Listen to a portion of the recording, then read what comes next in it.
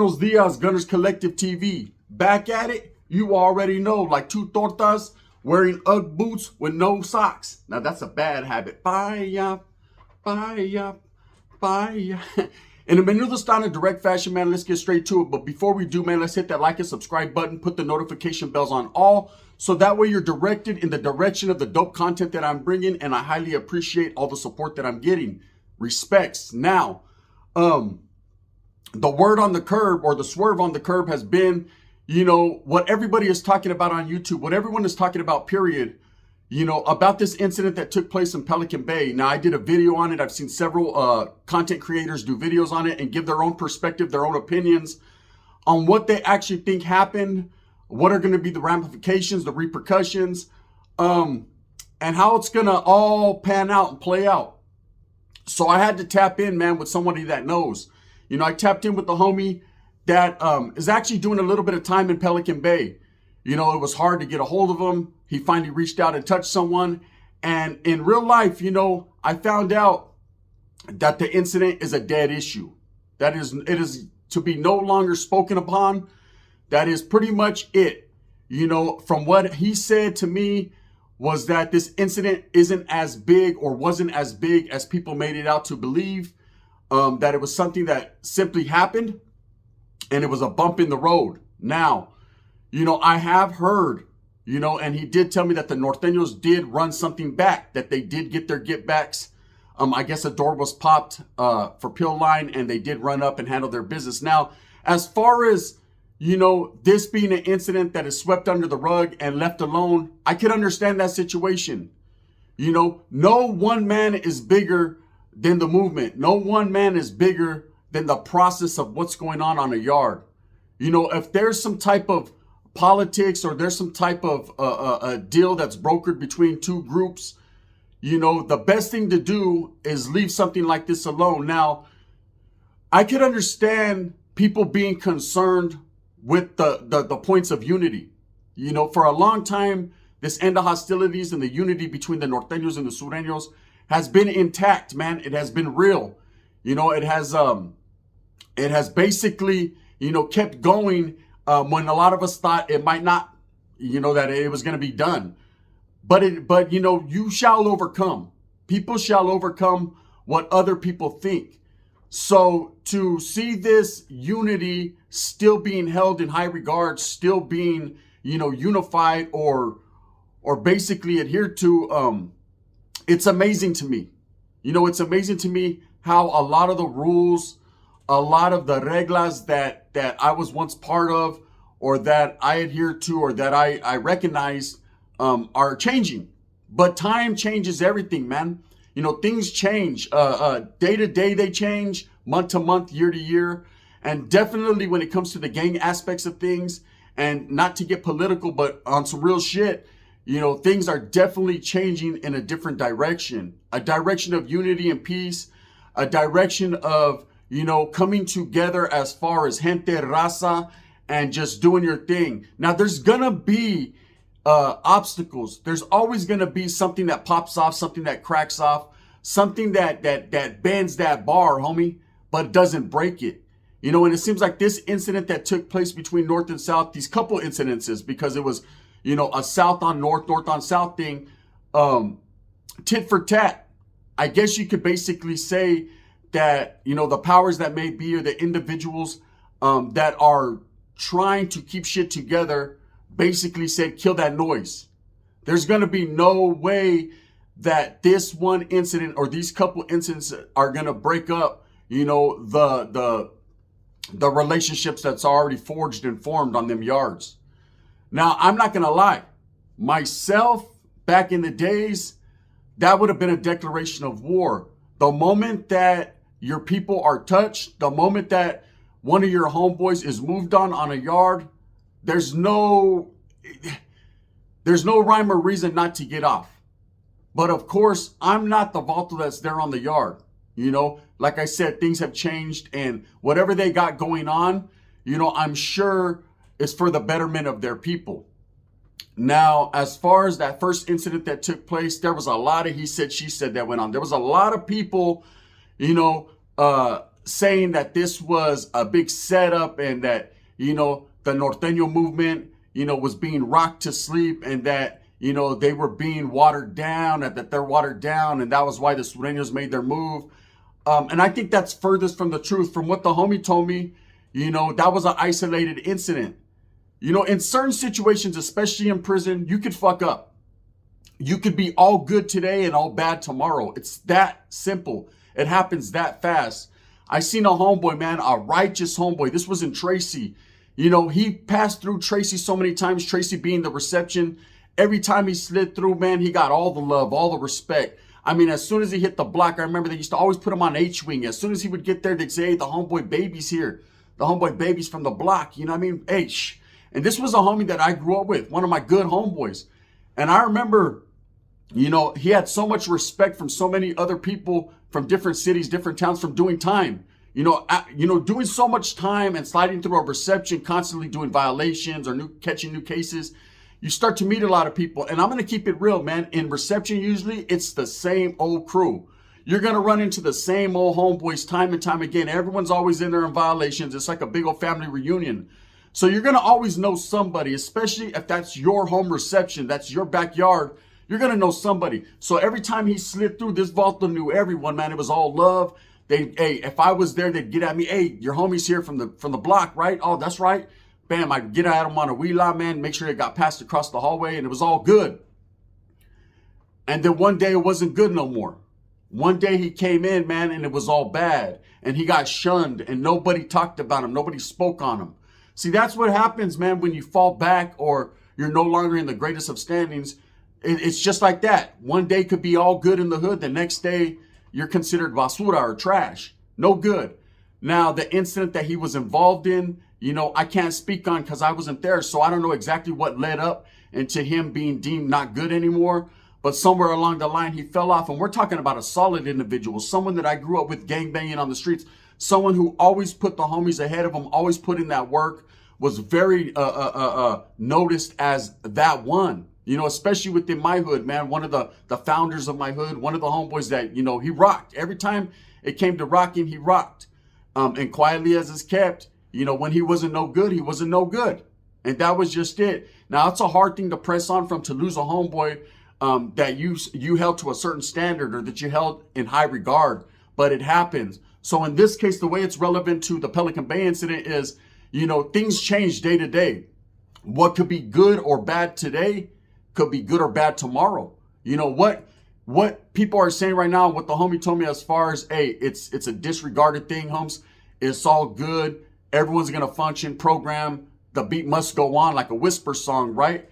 Can be all bad tomorrow. Now, as far as content creators giving you guys the updates in the news, you got to pick and choose what you choose to believe. It doesn't mean everybody's right nor everybody's wrong, because everybody gets different information and everybody's going to bring out the details and the info to the best of their capabilities, so that way you're abreast of what's going on. But quietly as it's kept, at the end of the day, it really has no bearing on our lives out here. Whatever's going to go on between Norteños and Sureños behind the walls is what's going to happen. And that's it. You need to understand that. Run with that, and that's what it is. Now, as far as the second incident where the Norteños moved on the Sureños, I heard there was no weaponry involved, which kind of blows my mind. Kind of trips me out because, I would think that a place like Pelican Bay, High Desert, Salinas Valley, Centinela, places like this that, are put on a pedestal or you have to carry yourself or conduct yourself to a certain standard. Basically, when it comes to the raza, it's usually weaponry involved. It's usually, if you're going to get off, homie, you don't use fists or hands. That's pretty much, unspoken rule. It's pretty much get your piece, get your weapon stock ready, get your pedazo, go out to the yard and handle your business. Anytime you see the adversary, the rival, the enemy, or whoever's the rival on that particular day, because it changes up all the time, you handle your business with the peace.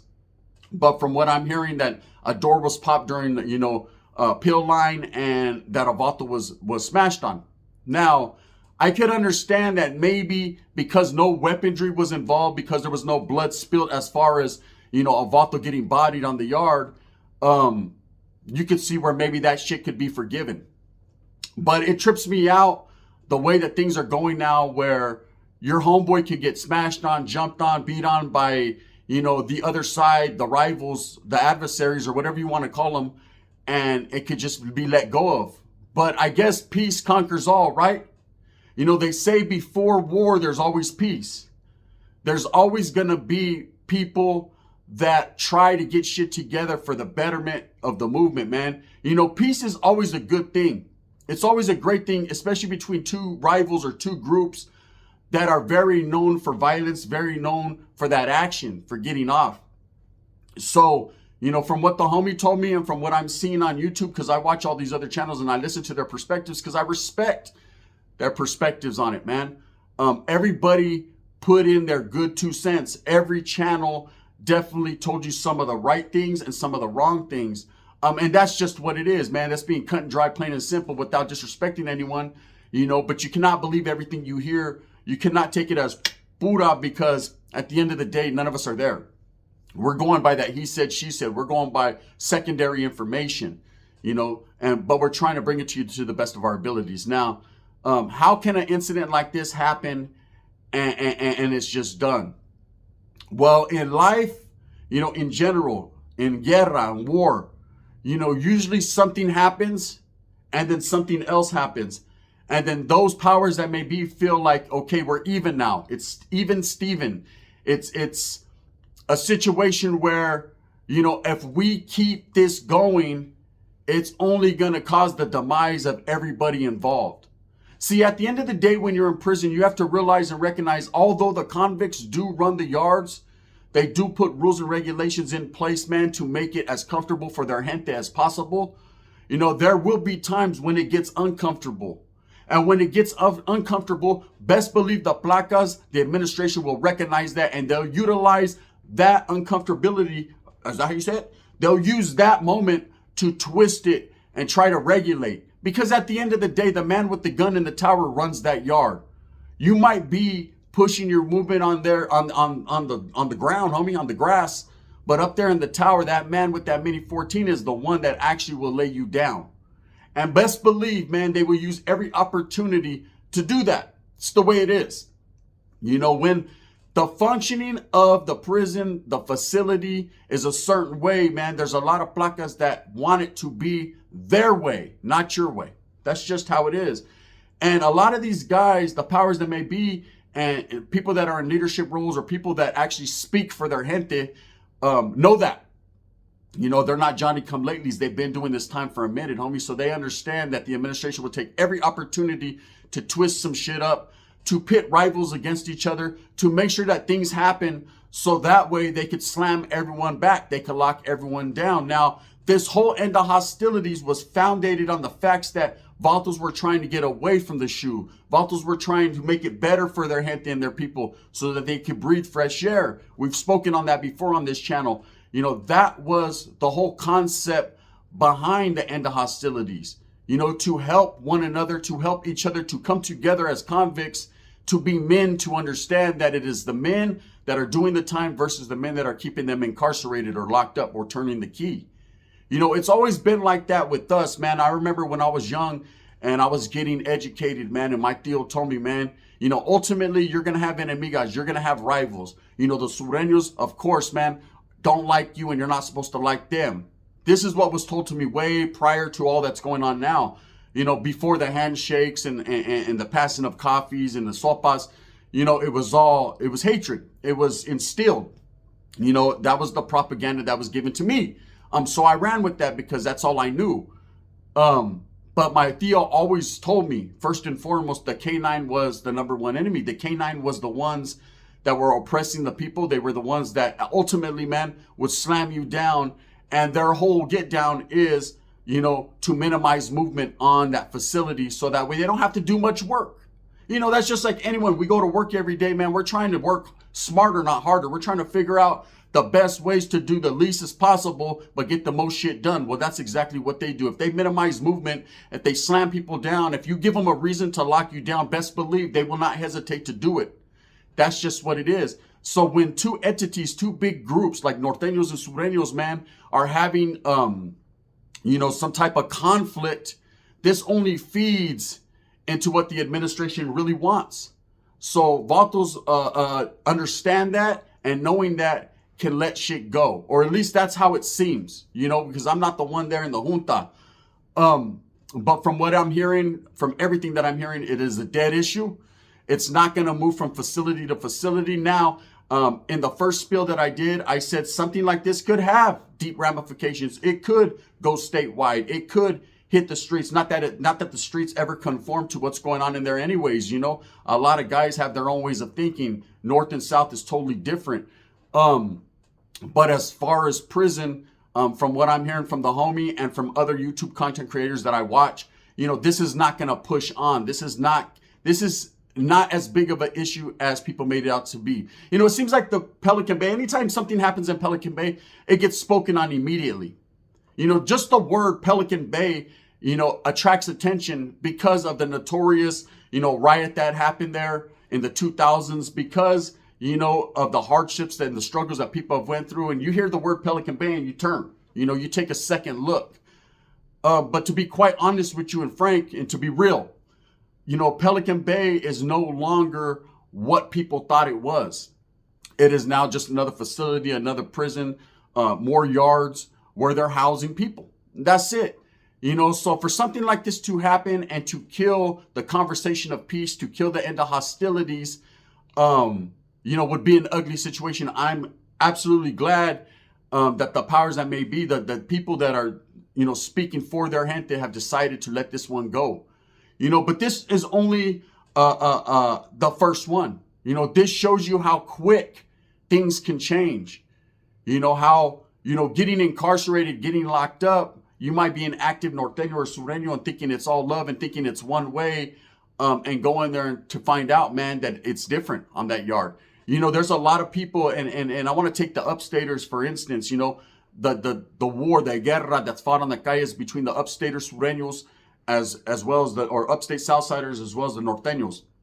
You know, this is a guerra that's been fought for decades now. It's been going down. Ever since the establishment of the sureños up north in Northern California, there's always been war, man, blood spilled. And I got a spill I'm going to do either later on today or tomorrow concerning that real extensively. But anyways, you know, these guys get locked up and they have one mentality. You know, you see a lot of these guys get NK on their face, or a lot of the norteños get SK, and that's because that's their rivals. That's all they know. You know, that's a way of disrespect. That's a way of, you know, the bitterness they have in their heart towards their opposition. That's just what that is. So they get incarcerated, locked up, and they come to find out, man, it's totally different. You know, there's a lot of respect there. There's a lot of canalismo. There's a lot of, you know, understanding that it's now Brown versus everyone else. And that's a hard pill to swallow. That's hard for some people to get down with. And ultimately, man, you find some of these guys that fall off or fall back because they don't want to conform to the realities of you're going to answer to somebody. That's the way it is. And then they go to a S&Y yard and they get with another gang, man, and then they push. How they're going to push. That's how it goes, right? That's facts. But I'm just happy that this Pelican Bay thing, you know, was nipped in the butt. It's done. You know, as far as the word being spoken from the homie, he told me it's a dead issue, shouldn't even be spoken on anymore. So I said, all right, I'm going to do one more little video. Hey, I promise, that's it, eh? You know, he is active. That's a fact, 100%. But it's done. You know, so for any content creators that want to know, there you go. You know, most of them, I'm sure, already have their own ways of wiggling. Anyways, with that being said, man, you know, the end of hostilities must carry on. You know, it must carry on for the future generations of the gente North and South, so that way they understand, man, that it coming together is not all that bad. Now, as far as the conspiracy theories of people thinking, you know, this is not a good thing, bam, understandable. As far as the video I did about Skip, you know, saying, was he right from the beginning? Maybe so. Maybe he still is right. One never knows, does one, man? Like I said, things change day to day. This could be just some more rocking to sleep, man, until the big one cracks, man. But as far as I know, man, I don't think so. With that being said, I hope that you move smooth with a purpose, get everything that you want coming. And remember, at the end of the day, it's all about the strive to struggle, the struggle to strive. And I'm going to continue to do what I does, man. Respects to all groups, respects to norteños and sureños. And that's just what it is, man. I hope that everybody can program, everybody gets their visitas, their packages, and they live, homie. And that's just what it is. Thumbs up or thumbs down. Heavy's going to be the head that wears the crown. I'm going to continue to strive and struggle and struggle and strive to go get me some Just for Men, because this shit is getting grayer by the dayer, huh? Real talk, homie. Facts. Bang, bang.